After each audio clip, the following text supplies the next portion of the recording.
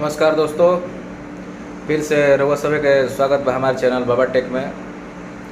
और आज हमने के बहुत ही इम्पोर्टेंट बात पे डिस्कशन करे के पड़ुए भोजपुरी समाज के लेके।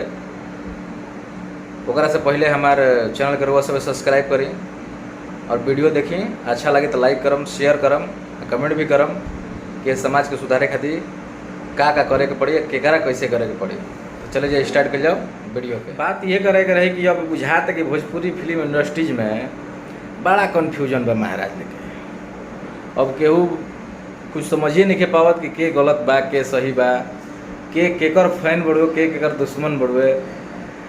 अब केहू गाना गा जाता है, स्टेज पर गोली चल जाता है, केहू अपना बेटी के तो टाटी के तो चाची के ऊपर गाना निकालते हुए, केहू भी हिट होके के लोग कोशिश करते हुए।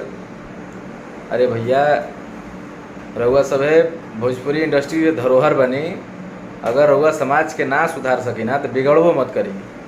गाना ऐसा होके के चाहिए, फिल्म ऐसा निकले के चाहिए कि लोग बैठ के एक साथ देख सके, एक साथ सुन सके। अब ऐसा गायकी ना होके के चाहिए कि कहीं भी सुने में, बजावे में शर्म लगे, चाहे वो पूजा होके, चाहे शादी होके, चाहे विवाह होके, चाहे घर में टीवी चलत होके। अब भोजपुरी में हमनी के कुछ नए गायक लोग बड़े, पुराना भी गायक बड़े। अब लोग की ये लगा था कि जैसे केहू के बदनाम करके, केहू के बेटी के, केहू के नानी के, केहू के मौसी के ऊपर गा के और स्टार बन जाए। तो भैया ऐसा बात नहीं है। स्टार बनबा 2 दिन खातिर, 10 दिन खातिर, लेकिन तू हमेशा खातिर दिल में केहू के जगह नहीं बना सकत। ये चलते कि एगो गाना से केहू वायरल ना हो जाए और हर केहू पवन सिंह ना बन जाए, ठीक ना। तो थोड़ा सोच समझ के गावे के काम बा, सोच समझ के जे गीत लिखता उनको लिखे के काम बढ़े, ताकि केहू के भविष्य बनावे जाता रहे, ना कि उनका के गढ़ा में कुदावे खातिर। एक राइटर ही जौन बड़े जो गाय के भविष्य बना सकता रहे। चलते कुछ जौन लिख के दी हैं तो उन्होंने गायक गाई, तो का लिखता रहे, का सुनता रहे। सबसे बड़ा दिक्कत राइटर में पड़ुए, गायक तो बाद में पड़ुए। तो के कोशिश ये करे के बा कि जितना साफ सुथरा होके उतनी गायकी होके के चाहिए, ताकि लोग घर में सुन सके, शादी ब्याह में बजा सके।